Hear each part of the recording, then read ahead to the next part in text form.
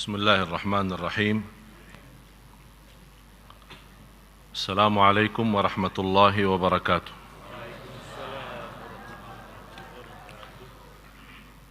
الحمد لله رب العالمين، وأشهد أن لا إله إلا الله وحده لا شريك له ولي الصالحين، وأشهد أن سيدنا ونبينا محمدا عبد الله ورسوله الصادق الأمين. اللهم صل وسلم وبارك على سيدنا محمد وعلى آله وصحبه ومن تبعهم بإحسان إلى يوم الدين. سبحانك لا علم لنا إلا ما علمتنا إنك أنت العليم الحكيم. Maha suci Allah, saya tidak memiliki ilmu apa-apa, hanya saja apa yang diberikan oleh Allah Subhanahu wa ta'ala. Segala sesuatu milik Allah, semuanya dari Allah. Kita tidak punya apa-apa. Ibadah pun milik Allah. Kita hanya berdoa mohon taufik dari Allah untuk bisa menjadi ahli ibadah. Ilmu itu milik Allah. Kita meminta karunia dari Allah supaya memberikan pemahaman agama. Rasulullah bersabda, "Man yuridillahu bihi khairan yufaqqihhu fid din." Barang siapa yang dihendaki Allah memberikan karunia dan istimewa, diberikan pemahaman agama. Jadi memahami agama, memahami Al-Quran dan memahami rahasia-rahasia daripada ibadah, salat, qiyamul lail dan yang lain-lainnya, ini semuanya di tangan Allah SWT. Oleh karena itu, kalau kita perhatiin, manusia walaupun namanya manusia, tapi dalam sisi ibadah sangat berbeda. Kenapa sangat berbeda?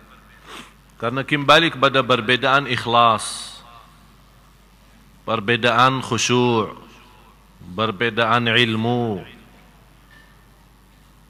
Dan kita tidak bisa menghukumkan seorang menjadi salih karena banyak amalan salihnya, dan juga kita belum bisa menentukan orang jahat karena banyak berlaku jahatnya. Apalagi kalau orang itu sudah menghadapi kematian, sudah dipanggil oleh Allah Subhanahu wa ta'ala, tidak boleh kita membahas kekurangannya, hanya kita bisa sebutkan kebaikannya. Kalau tidak mau menyebutkan kebaikannya, doakan saja.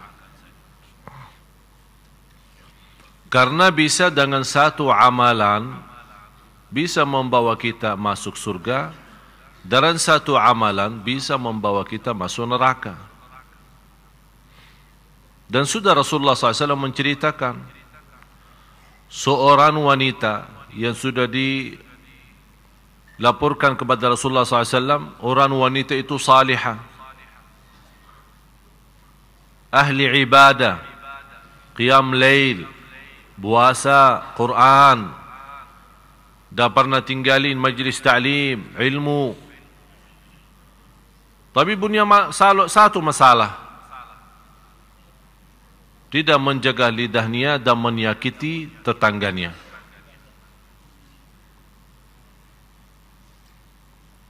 Menyakiti tetangganya dan lidahnya.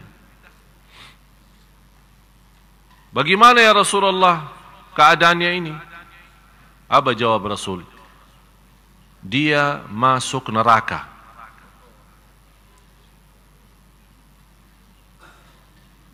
Padahal dia ahli ibadah. Bapak Ibu, kalau anda mendengar sebuah hadis ini, bisa menjadi ancaman berat bagi kita semua.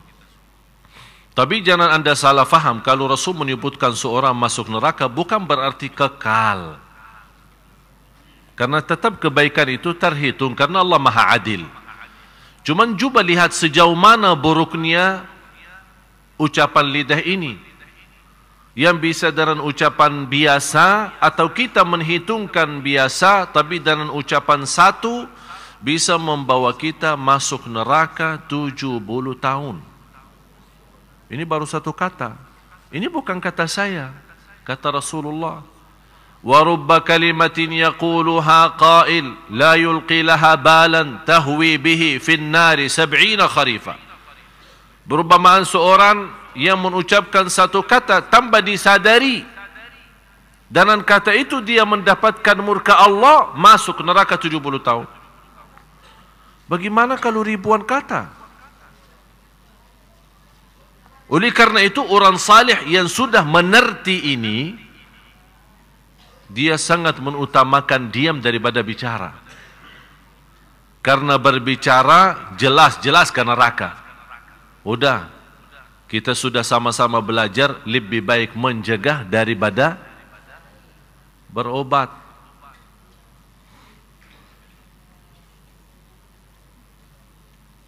Seorang wanita yang Rasulullah SAW menceritakan, dan saya yakin Bapak Ibu sudah banyak mengerti cerita itu. Seorang wanita ahli ibadah tapi masuk neraka. Gara-gara apa? Gara-gara si ekor kucing. Gara-gara kucingnya aja masuk. Kok bisa gara-gara binatang masuk neraka? Apalagi kalau gara-gara manusia. Gara-gara binatang aja bisa masuk neraka. Kenapa dia masuk neraka? Dia menahan kucing itu, tidak dilepasin, mencari makan sendiri dan tidak memberikan makan. Ada orang alasan mempelihara binatang, malah ternyata dia menyiksa binatang.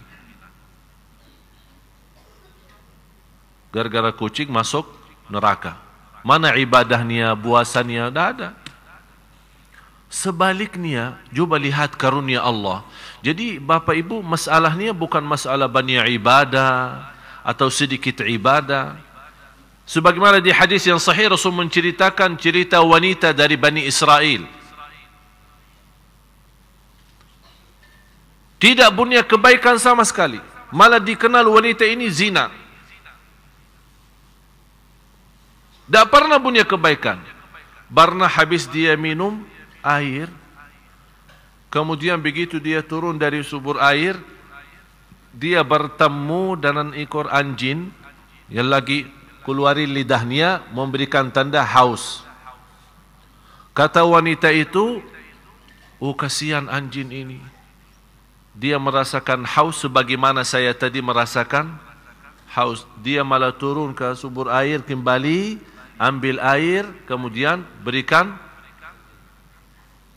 Allah lihat perbuatannya, kata Rasulullah, Allah ampuni segala dosanya dan masuk surga. Oleh karena itu, kalau masih ingat Bapak Ibu, berusaha menjaga amal salih rutin, bermacam amal salih tapi rutin, biarpun sederhana, karena kita tidak tahu di mana Allah sembunyikan ridha di dalam amal salih tersebut. Istri Harun al-Rashid, Harun al-Rashid seorang pemimpin khalifah, kaya raya, istrinya pun kaya raya. Dia membuat tabungan air atau apa di kota Makkah untuk jamaah haji. Jamaah haji. Juga berapa banyak yang harus disediain air minum, air apa semua untuk jamaah haji. Begitu beliau dalam cerita sejarah-sejarah, seorang anaknya pernah melihat mimpi sesudah ibunya meninggal. Melihat mimpi dan dia bertanya sama ibu, bagaimana ibu keadaanmu? Kata ibu, alhamdulillah Allah sudah ridha. Anaknya otomatis tanya, ibu, Allah ridha kepada ibu karena perbuatan bersediain minum air untuk jamaah haji yang begitu amalan besar dan dahsyat? Kata beliau, bukan. Ternyata hanya gara-gara 2 rakaat di tengah malam.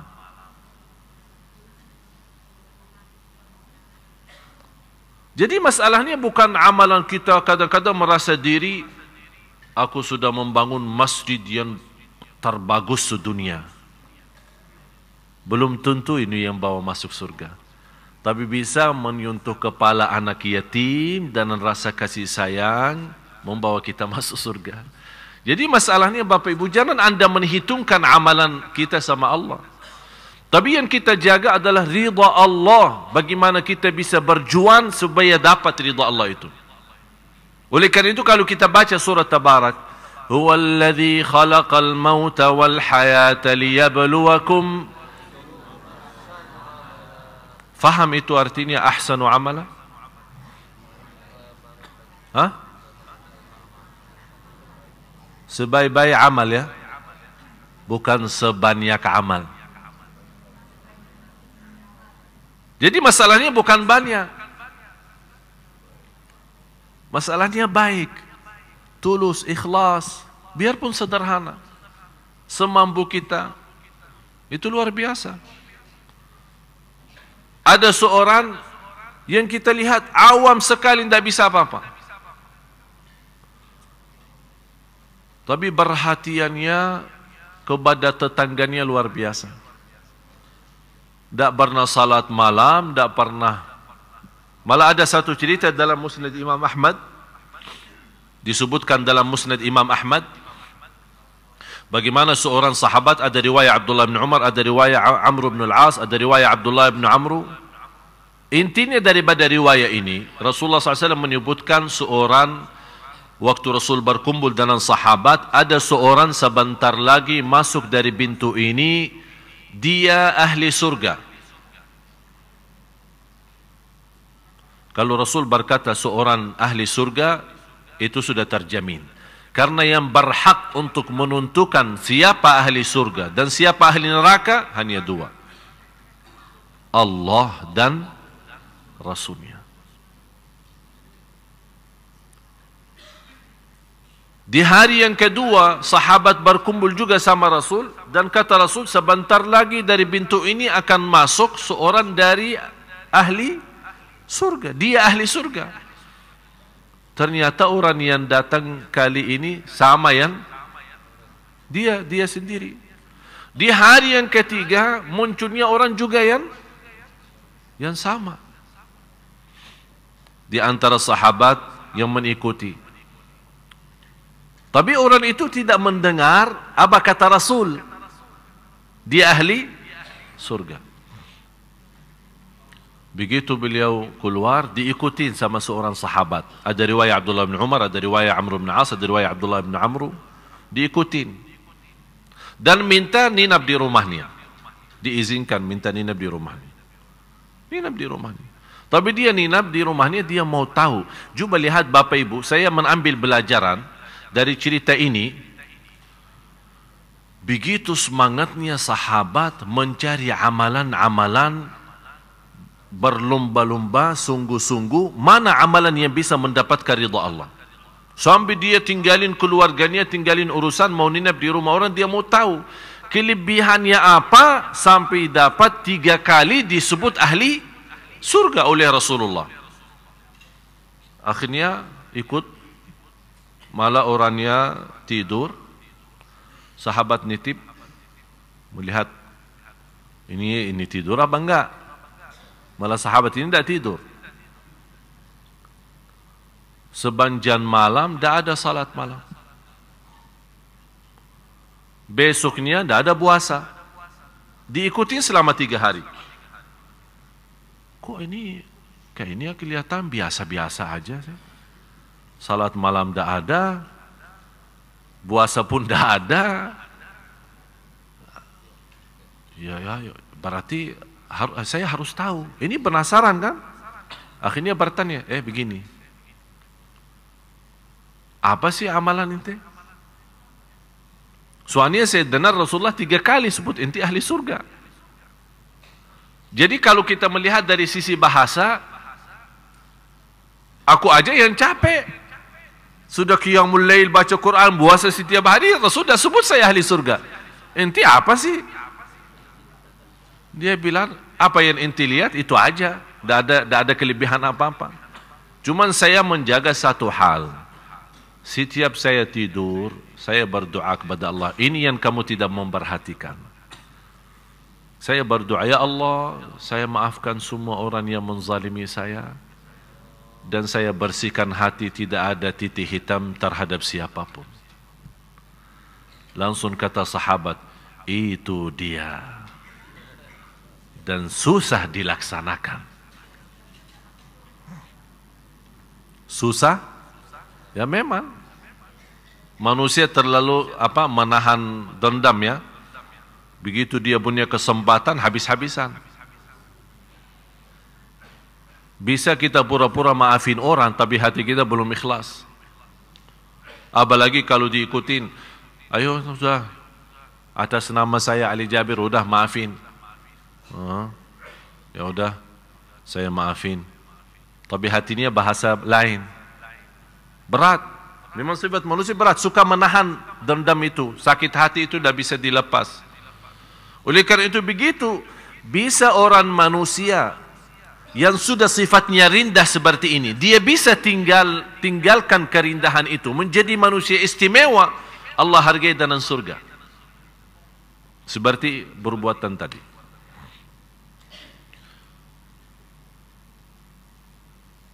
Ada seorang ulama tinggal di luar kota Madinah.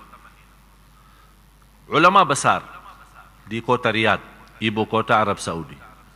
Melihat mimpi Rasulullah SAW. Ada seorang di Madinah,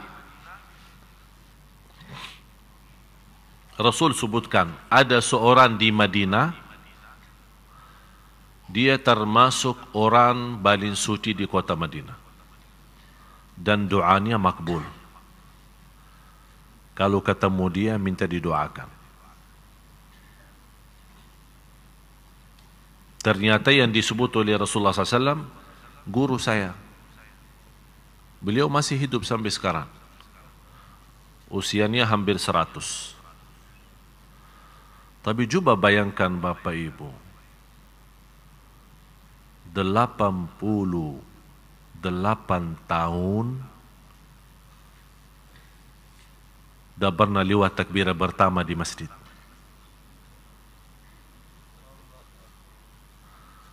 88 tahun menajar Al-Quran di Masjid Nabawi. Dari subuh sampai isya. Antri orang yang mau belajar sama dia.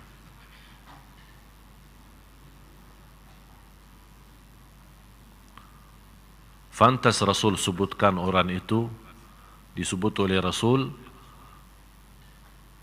makbul doanya dan orang paling suci di kota Madinah. Jadi jamaah sekalian, yang saya mendapatkan pengalaman dari pertemuan dengan ulama, pergi ke sana sini, saya melihat ulama kita ini sebenarnya sederhana aja, tidak ada yang ruwet. Tapi yang terlalu terjaga itu adalah rutin. Di antara ulama besar di kota Madinah dikenal sebagai ahli salat malam, tapi rutin.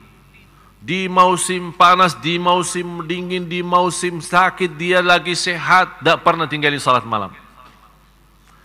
Jadi mereka punya kelebihan apa? Kalau sudah punya satu, istilahnya wirid ya. Kalau wirid kita megang PB. BB itu tidak bisa dilepas. Itu wirid Indonesia. Tapi wirid ulama kita tidak. Wirid ulama kalau megang tasbih. Sampai saya pernah menceritakan seorang guru saya meninggal dunia, mau dilepasin tasbihnya tidak bisa. Malah sudah disalati, sudah dimandikan, sudah disalati, masuk lahad, masih tasbihnya bergerak. Lagi berzikir. Ini Bapak Ibu, orang bisa mendapatkan istimewa seperti ini. Ini bukan kerja satu hari, 2 hari. Ini puluhan tahun. Puluhan tahun. Seorang bisa menikmati salat, dia berkata, aku mujahadah diri menikmati salat selama 20 tahun, bekerja keras. Habis itu baru mulai menikmati salat. 20 tahun dia berusaha. Kita baru saja 2 kali orang bertanya, gimana Ustaz bisa khusyuk di dalam salat? Saya bilang habis 20 tahun. Baru kita sudah mengenal salat yang baik, sudah merubah diri dibanding masa lalu kita yang banyak tinggalin salat. Begitu kita sudah rubah, malah kita langsung mau loncat, mau jadi nikmat. Allah berikan karunia, kenikmatan ibadah, kenikmatan hidup dan ketenangan di dunia, kembali kepada kerja keras kita. Kenapa orang kaya bertambah kaya dan miskin bertambah miskin? Ada yang pernah bertanya? Katanya orang kaya tidak memperhatiin yang miskin. Biarpun diperhatiin, tetap yang miskin tambah miskin, yang kaya tambah kaya. Karena saya melihat orang kaya sedikit tidur, yang miskin banyak tidur. Pagi tidur, siang tidur, sore tidur, malam tidur. Akhirnya jadi tukang minta. Yang kaya bertambah kekayaannya karena dia tidur hanya 2 jam, bisa 3 jam, terhitung. Dan saya begitu memperhatiin, orang kaya memang sedikit tidur.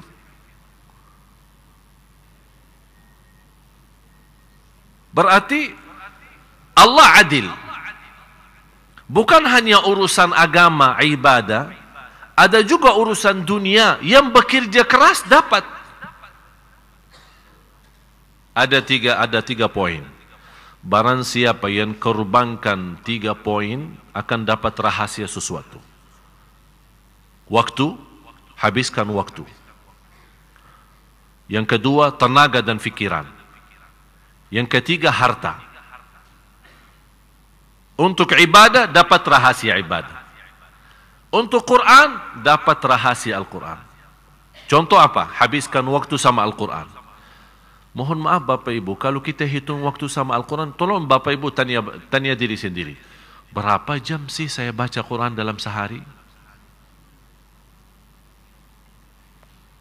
Dibanding jam tidurnya, dibanding jam kerjaannya, dibanding banyak hal yang TV-nya. Salah satu musibah besar di Indonesia BB, HP ini. Sekarang di luar BB ada sekarang, kalau BB apalagi kalau yang banyak di BB kita, mungkin kadang-kadang suka lobet atau lembat, jadi kadang-kadang kita malas kan. Sekarang lebih parah lagi WhatsApp, WhatsApp. Wih, salah satu nikmat bagi saya dari Allah, sudah mau masuk 3 bulan saya dah megang HP. Nikmat ternyata. Nikmat luar biasa. Zikir tenang, salat tenang. Dulu casnya habis. Casnya mana? Oh, ketinggalan. Astaghfirullahaladzim. Tolong minta tolong. Ada cas enggak? Cas apa? Nokia? Enggak. Saya punya BB. Enggak ada. Saya cuman ini. Model BB apa? Yang baru atau yang lama? Oh, yang baru. Oh, maaf, saya yang punya yang lama. Pusing. Urusan casnya, urusan baterainya, urusan. Sampai waktu itu saya masih ingat. Punya baterai 3. Saking tidak bisa lepasin HP, banyak urusan, banyak telepon-teleponan, SMS-an, BB. 3 baterai habis, daripada pusing cari casnya. Akhirnya apa yang terjadi? Sampai kadang-kadang astagfirullah mau tidur pun rata-rata, saya tidak tahu ya, tapi ini karena kebiasaan saya. Rata-rata sekarang tidur HP harus wajib menjadi tetangga bantal. Itu enggak, malah ada yang di bawah bantal supaya di silent suaranya, tapi getar ya, supaya bantalnya goyang-goyang. Sampai kita tidur pun tidak bisa nyaman, tidur pun terganggu. Saya pernah waktu masih megang HP, saya telepon, ada orang angkat tapi kayaknya suaranya baru bangun. Saya bilang kasihan, astagfirullah, mohon maaf ganggu tidurnya. Oh, tidak apa-apa. Kalau syekh yang telepon tidak apa-apa. Terus kalau orang lain, yang saya rasa kasihan, kenapa tinggalin HP sebelahnya? Kalau sudah tidur, off atau buang HP jauh. Kalau bisa kamar tidur di sebelah dan HP kita dikerasi di mobil sana, sebelah sana jauh. Nikmati, tidur pun dah bisa nikmat. Apaan manusia begini? Berarti yang bikin pusing siapa? Kita sendiri. Bangun sudah pusing, mau tidur pun pusing. Bapak Ibu saya nasihatin, mau tenang enggak? Mau tenang enggak? Tapi ikutin saya ya. Betul.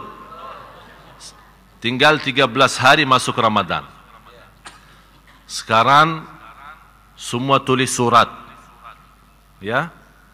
Pulang ke rumah, begitu sampai rumah tulis Bismillahirrahmanirrahim. Saya nawaitu dan berazam lillahi ta'ala, dan sungguh-sungguh tidak bagi tawar-tawaran.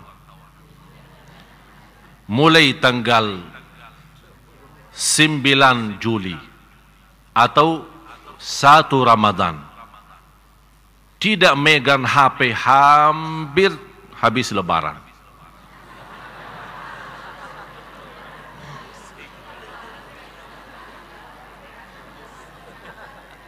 Siap enggak?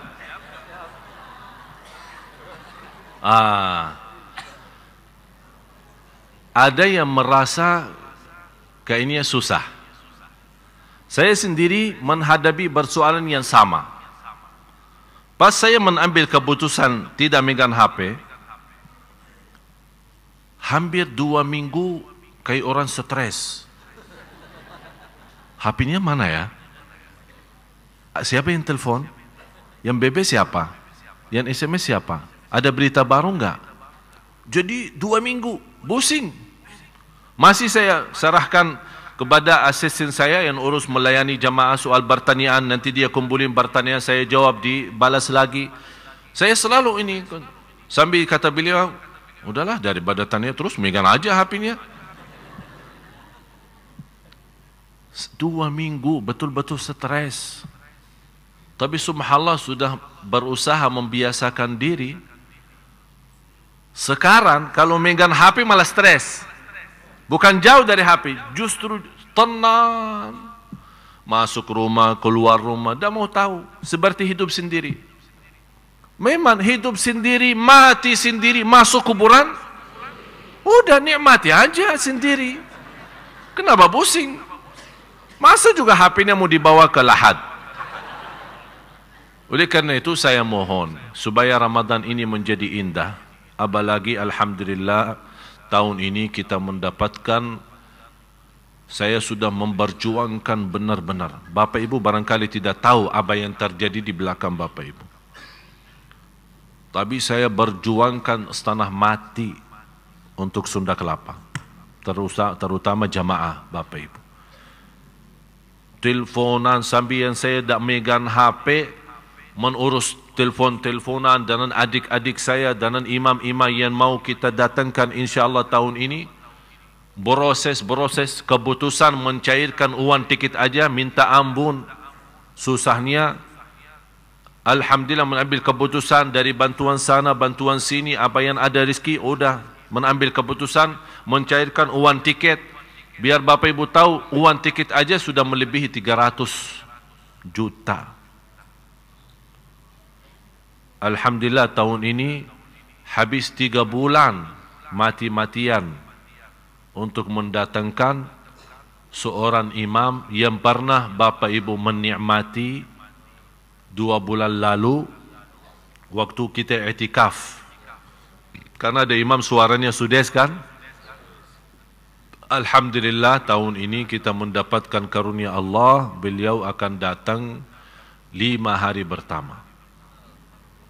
Saya harap 1 bulan. Dia bilang, karena antum mana kasih 5 hari. Dan demi saya, alhamdulillah beliau menolak undangan kerajaan Malaysia. Saya bilang, Indonesia, dah usah Malaysia. Indonesia aja. Beliau, cuba bayang, dari mana kita datangkan? Beliau punya acara di London, Inggris. Saya bilang, saya yang tutupin. Mau hatta dari mana? Mau dari ujung Afrika, tetap datang ke Indonesia. Urusin visahnya, sampai saya hadap langsung, karena disulitkan sama imigrasi, saya langsung naik Menteri Hukum dan HAM untuk urusan visahnya. Alhamdulillah dapat diurus visahnya, langsung disegerakan visahnya, disegerakan tiketnya, datang dari London, Dubai, Jakarta, nanti balik lagi. Karena beliau ada ini, diminta. Seluruh dunia minta beliau jadi imam. Karena beliau suaranya luar biasa. Sudes. Kalau mau tahu Sudes, tapi bukan yang asli ya. Ini orangnya. Yang berkenan suka buka website ya. Ingin mau tahu suaranya lebih ini yang belum sempat kemarin di sini, silahkan buka di YouTube maupun di Google Syekh Sa'ad Nu'mani. Syekh Sa'ad S-A-A-D Nu'mani N-O-I-M ya, Nu'mani ya, Nu'mani. Silahkan buka. Dan kita umumkan sekalian ini pendaftaran yang ingin daftar SMS Center yang ingin menggabung dengan kami dalam program ke depan, supaya anda setiap hari bisa dapat belajar, bisa dapat hikmah, bisa dapat info-info sesuai kegiatan kita, termasuk program-program imam-imam di mana saja. Ada yang di Sunda Kelapa, ada yang di Makassar, ada yang juga akan dikelilingi beberapa masjid. Alhamdulillah tahun ini Bapak Ibu, karena saya menyampaikan ribuan terima kasih. Mohon maaf saya tidak sebutkan satu persatu Bapak dan Ibu yang telah membantu untuk mendatangkan imam-imam. Terutama Pak Aksa Mahmud, kemudian keluarga-keluarga dan jamaah-jamaah Sunda Kelapa. Alhamdulillah, dana rezeki insyaAllah 100% tidak ada yang salah guna kita salurkan. Alhamdulillah tahun ini kita berhasil mendatangkan 10 imam. Cuba bayangin, buat apa saya pusing mendatangkan imam? Ini bukan main Bapak Ibu, kita datangin imam itu bukan main. Urusin makanannya aja pusing, karena mereka tidak bisa makanan Indonesia. Masa setiap hari buka puasa nasi padang? Jadi harus terkontrol semua. Makanan mereka, tempat ninapan mereka, mobil yang mengurus mereka ke sana kemari. Ini semua tanggung jawab saya. Alhamdulillah tahun ini dengan bantuan Bapak Ibu, ada yang ikhlasin infaknya, ikhlasin sedekahnya, ini semua kita bisa mendatangkan imam-imam. Dan Alhamdulillah Pak Aksa sendiri sudah membantu hampir 130-an juta dari Pak Aksa sendiri untuk mendatangkan. Dan insyaAllah di Masjid Sunda Kelapa ini ada 2 imam menetap selama 30 hari sama adik saya Syekh Muhammad, kan semua kenal. Ada satu lagi imam baru. Terus yang lain itu Syekh Sa'ad Nu'mani 5 hari pertama. Nanti ada juga imam Qiblatain. Alhamdulillah tahun ini beliau berkenan hadir. Jadi kita insyaAllah ada imam-imam yang kita menetapkan di Jakarta, ada yang di sini, ada yang akan nanti salat malam ada yang di Atin, ada yang di BI, ada kita atur nanti lewat anda berdaftar lewat SMS Center, insyaAllah anda dapat. Bapak Ibu kalau mulai daftar, biasa akan terpotong biaya pulsa, tapi biaya biasa ya, biasa SMS. Biasa kalau SMS ke mana kan ada yang 100, ada yang 500 atau ya berapa ya. Pokoknya biasa, tidak ada biaya kelebihan untuk kami ya, hanya daftar biasa. Tapi begitu selanjutnya anda akan terima SMS secara free, tidak akan terpotong apa-apa. Semua aktivitas, dakwah, jadwal, program, agenda, di mana saya isi, anda bisa nikmati lewat SMS, mendapatkan kesimpulan daripada tausiah kita, ceramah-ceramah. Ada juga kalau anda ingin bertanya, di situ kalau anda yang SMS, tetap akan kena biaya SMS biasa. Biaya biasa sebagaimana kita SMS hari-hari kita. Jadi silahkan yang berkenan daftar lewat SMS Center ini, insyaAllah bisa bermanfaat banyak. Alhamdulillah sudah sementara, karena baru hari ini kita aktifin, malah Alhamdulillah sudah lebih dari 250 orang sudah daftar. Yang saya harap semakin banyak jamaah kita, insya Allah ini akan menjadi bermanfaat. Karena banyak ke depan masih ada banyak program. Dan di situ yang berkenal lewat SMS, mendaftarkan diri sesuai data-data yang terisi, mendaftarkan diri menjadi anggota jamaah maupun remaja, terutama saya fokuskan kepada remaja, laki-laki maupun perempuan, karena kita ke depan banyak aktivitas untuk kantoran, kampus-kampus dan pesantren dan sekolah-sekolah yang memerlukan banyak tenaga dari sisi anak-anak kita, teman-teman kita dari remaja, supaya insya Allah aktivitas kita ke depan menjadi salah satu yang memakmurkan insya Allah kota Jakarta, terutama supaya insya Allah diselamatkan oleh Allah dari segala bala dan musibah. Inilah bersatuan berjuangan kita bersama, insya Allah banyak akan bisa menjadi bermanfaat. Dan selalu saya berkata, hiduplah bermanfaat. Kalau tidak bisa menjadi bermanfaat, lebih baik mati. Mau hidup atau mati? Hah? Jangan bilang mau hidup, saya mau menjadi berguna. Kalau memang berguna mati, ya udah mati aja. Ada orang memang dia manfaatnya mati, menjadi barunya manfaat buat orang lain. Siapa itu? Orang zalim. Orang yang zalim, orang jahat yang tidak punya kebaikan sama sekali, begitu dia mati menjadi manfaatnya banyak untuk umat, untuk manusia, untuk tetangga, untuk yang lain-lain. Jadi silahkan yang ingin daftar, mudah-mudahan insya Allah menjadi bermanfaat. Menjadi insya Allah Bapak Ibu bisa Anda menuliskan nama Anda sebagai orang yang insya Allah terlipat namanya di hadapan Allah, seorang yang memperjuangkan agama Allah Subhanahu Wa Taala. Terutama ini sering saya terima pertanyaan, apalagi yang kemarin-kemarin itu soal nisfu Sya'ban. Dipermasalahkan, diributkan, saling menyesatkan, saling membid'ahkan. Ada masjid mau membawa acara i'tikaf atau salat malam nisfu Sya'ban, ada yang tidak mau, katanya bid'ah.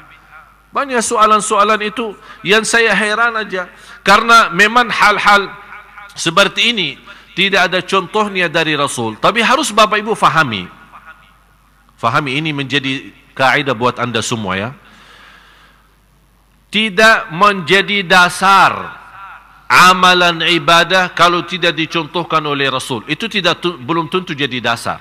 Maksudnya apa? Misal Anda berbuat sesuatu, kalau Anda bertanya Rasul lakukan atau tidak, kalau Rasul tidak melakukan, belum berarti tidak boleh Anda lakukan. Ini harus difahami. Kenapa? Yang tidak boleh dilakukan bukan sesuatu yang sudah dilakukan oleh Rasul. Banyak hal Rasul tinggalkan, bukan berarti tidak boleh kita lakukan. Contoh, tarawih. Ar-Rasul SAW hanya salat tarawih berjamaah 3 malam pertama. Malam pertama orang banyak datang. Malam yang kedua apa lagi? Begitu mereka tahu dipimpin dan diimami oleh Rasul, malah di malam yang ketiga sudah padat masjidnya. Malam yang keempat Rasul tidak keluar. Ditunggu-tunggu jamaah untuk imam. Kata Rasul, saya sengaja tidak keluar. Kalau saya keluar jaga tarawih, dikhawatirkan menjadi wajib bagi umatku. Dan umatku tidak akan mampu. Nanti kita lanjut habis azan.